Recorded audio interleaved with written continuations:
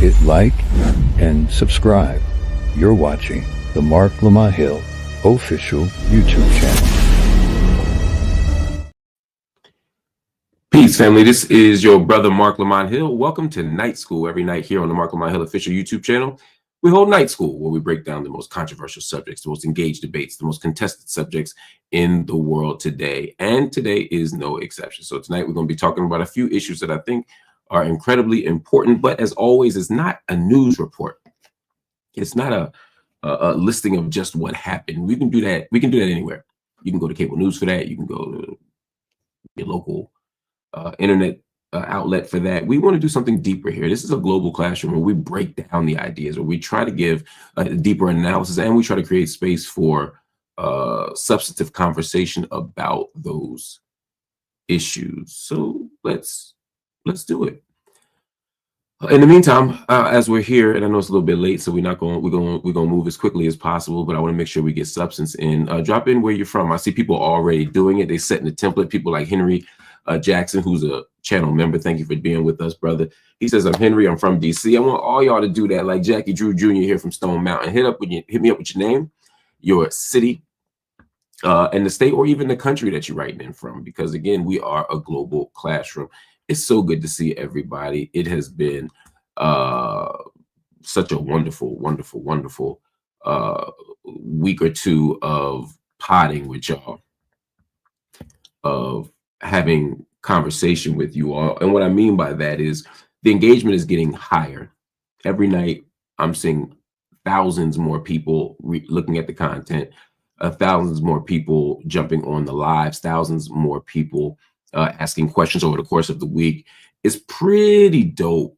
It's pretty fire, I would say. And I'm super excited, and again, super proud to be part of what it really is an expanding club. And if, by the way, you haven't joined the channel and you just watch, now's a good time to get a membership. Hit that join button and become a member of the channel. It gives us the financial stability that we need. Shout out to April Silver, not just from Aquila Work Songs, not just the person who shut this thing down last week with an amazing conversation, but also the host of Ascending, which airs every Saturday here, 11 a.m. on the Marc Lamont Hill official YouTube channel. So dope, so fire.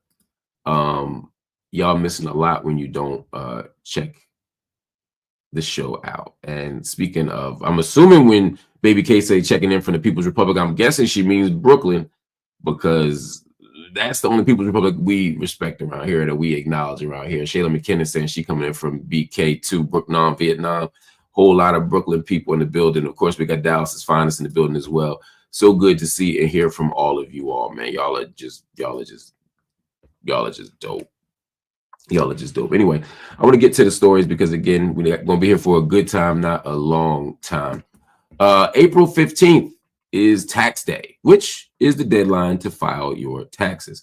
But after hearing this, you may not be so excited about those refund checks each year. Undocumented immigrants, they've been paying billions in taxes every single year, thinking oftentimes that it might help their case, or at least show that they're playing by the rules, because this is part of the lie around immigration, is that undocumented folks don't play by the rules, that they don't pay taxes. Same thing we say about poor people. Poor people don't pay taxes. Yeah, they do.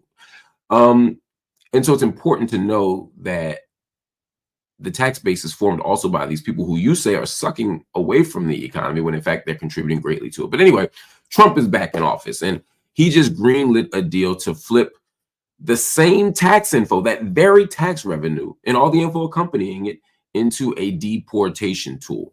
The Department of Homeland Security and the IRS just signed a low-key agreement. There's no press conference. There was no big splash, but they agreed to let ICE tap into IRS records. Now, if ICE thinks somebody is here illegally and already has a deportation order, they can give the IRS that person's name.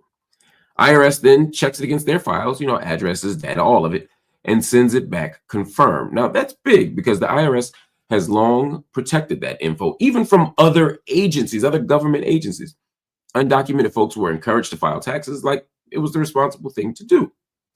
And now that same good faith move is being flipped into a trap. The deal's got redacted parts. So we don't even know everything that's being shared. We don't know all the data that's being given away, but we do know artificial intelligence might be used to analyze the data. We know the IRS hasn't yet handed over anything, but the deal is in fact in place. And we know the Supreme Court just gave Trump more muscle to speed up deportations using basically colonial era laws. And here's the kicker. Immigrant groups, immigrant rights groups, not just immigrants themselves, but groups advocating for immigrants have sued to stop this. A judge didn't just respond with what I think would be a reasonable and fair and just interpretation of the law. No. They just scheduled another hearing. And by the way, a proper interpretation of the law would be to just block the deal. But they don't do that. They just scheduled another hearing. Meanwhile, the DOJ, Trump's DOJ, says that this is all lawful. So ask yourself, if the IRS can break its own rules for them, what's to stop them from doing it to you? Nobody is safe. Some of you think that your citizenship will save you. I'm a citizen, I'm documented, I'm this, I'm that. None of that is going to matter. At the end of the day, Trump's DOJ is doing what Trump's DOJ is going to do. And it operates not in the interest of citizens, only in the interest of the oligarchy. And that ain't you, and that ain't me. For the most part, it ain't any of us except in a very tiny section of the populace. But more importantly here, we have to think about not just sort of how we talk about immigration, how we talk about deportation, but think about the bigger consequences of our actions. Our choices right now to deport, to criminalize, to hide, what is it going to do? Is it going to stop people from coming across the southern border? Is it going to stop people from overstaying visas coming from various places around the world? No, because the reason people stay is not because they're criminals. It's not, they don't stay because they're just difficult, stubborn, recalcitrant people. They stay because the conditions where they are unbearable. And they choose here partly because, yeah, it's a better option, but also because the United States helps create the very conditions that cause them to leave. People don't, it's not just a push from Mexico, it's a pull from the United States. And so we have to think about the overall policy and what we can do to change those policies. Otherwise, what are we talking about? Otherwise, what are we doing here?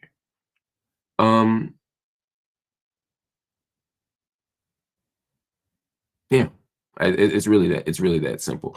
But please keep an eye on this. You know, I'm hearing people talk about immigration in some very problematic and dangerous ways. I heard Jasmine Crockett, who I like a great deal and respect a great deal, you know, say, you know, we're not picking cotton anymore, right?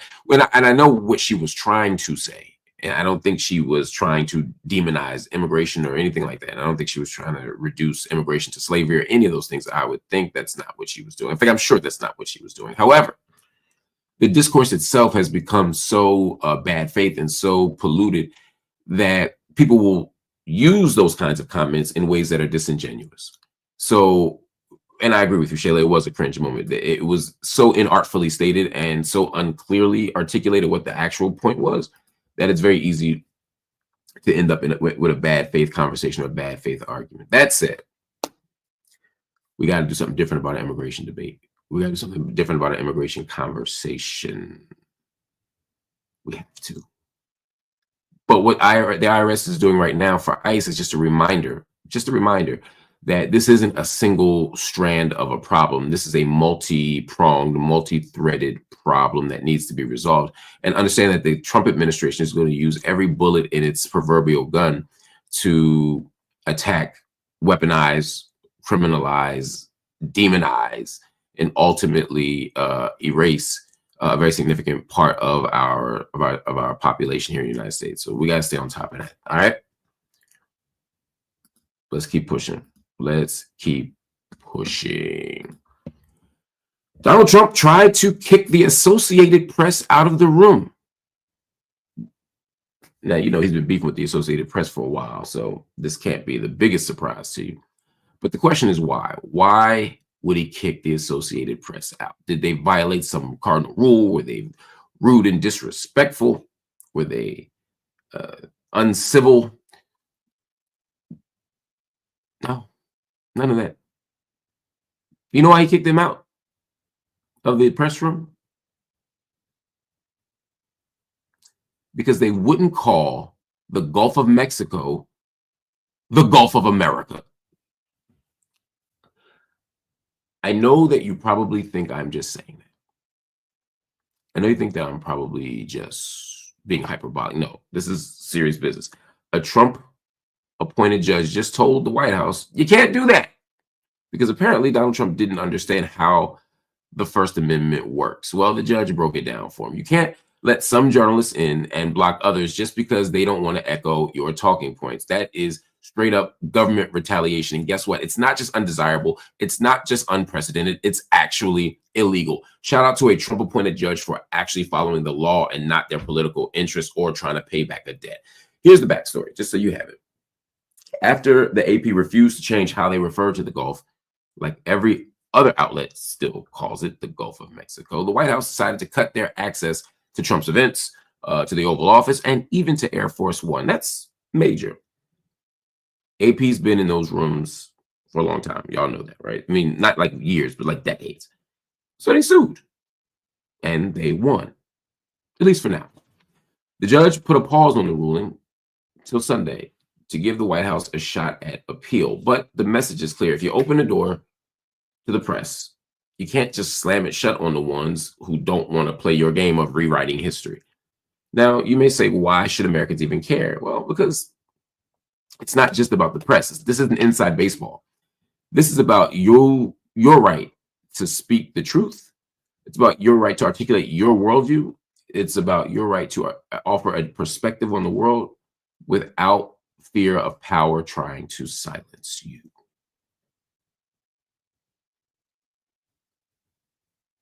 We're facing unprecedented times. You know,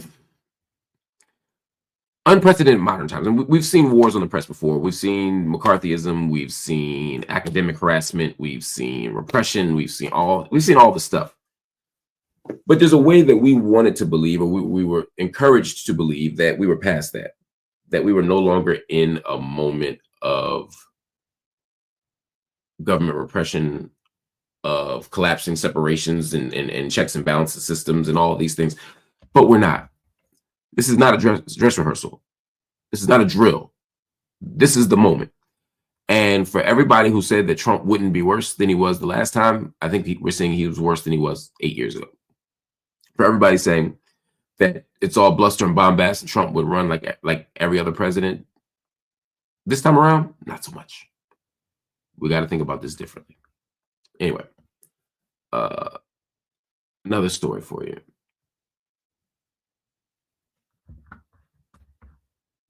I have so many thoughts, though. You know what? And I don't want to ignore TK's point here. It's been decades since this type of suppression of speech in the United States, right? There's a way that I don't want to. It's like this isn't unprecedented, but I also don't want to act like this isn't something new. And I want to strike that balance, right? Because I don't want people to romanticize the American past, but I also don't want them to underestimate how bad things are now and how different things are now. That's all I want to say. Anyway, let's move on to another story that I think is super important and that we have to talk about. And that is Texas. This Texas high school stabbing just went from a kind of local tragedy to really a national firestorm, with issues of race, self-defense, social media, all driving the narrative. 17-year-old Austin Metcalf is dead. 17-year-old Carmelo Anthony is facing a murder charge. But it's not just about who stabbed who. It's about why. It's also about whose stories get believed. Police say the stabbing went down during a weather delay at a Frisco track meet. Metcalf reportedly told Anthony to move from under a tent. Anthony warned him, "Touch me and see what happens." That's when Metcalf allegedly grabbed him. And that's when Anthony pulled a knife, stabbed Metcalf once in the chest, and then ran. They say Metcalf died in his twin brother's arms. Anthony told police right away, "Look, I did it. I was protecting myself. He put his hands on me." And he asked if it could be considered self-defense. And his lawyers right now are asking for just that. A self-defense, a kind of affirmation of a self-defense claim. They're asking for the bond to be lowered from millions of dollars. Really, I'm sorry, to report it accurately, $1 million, $1 million, And they say that Carmelo has a right to tell his side of the story.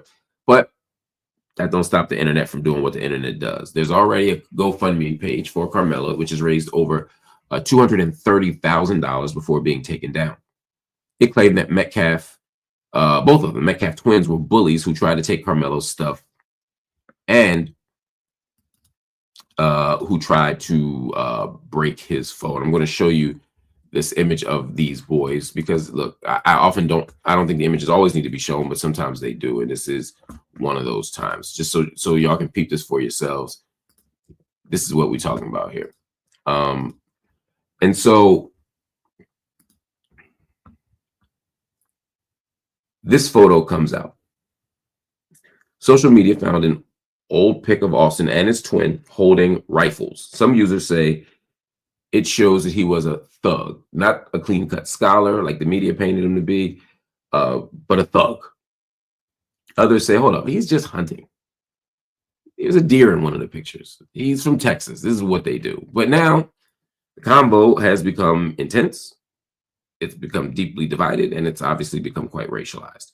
Internet personality and filmmaker Tariq Nasheed tweeted, a suspected white supremacist named Austin Metcalf demanded honor student Carmelo Anthony give up his seat like it was the Jim Crow era. Carmelo defended himself. The Daniel Penny case set this precedent.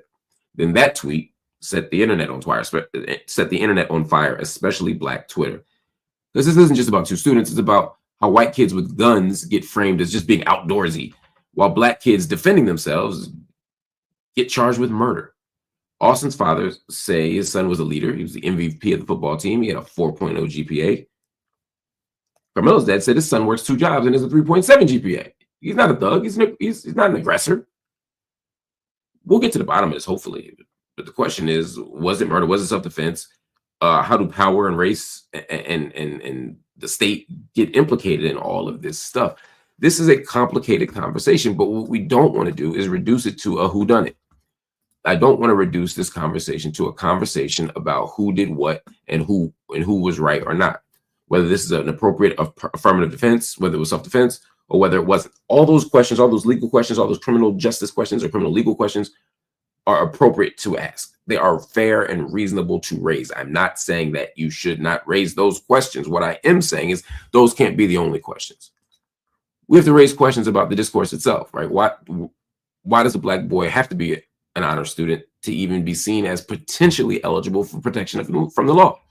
Why do white boys get the presumption of innocence even when they're carrying the very guns that get used as evidence of criminality with Black boys? These are the questions that we have to get at. When does the state decide to intervene? When do we decide to take people at their word about self-defense? And when do we decide that it merits greater investigation? Again, these are the questions, and hopefully we get to the bottom of it sooner than later. I know we'll get to the bottom of some of it, but the rest requires a certain level of maturity and patience and intellect from us. And I'm not sure that we're always willing and disciplined enough to show it.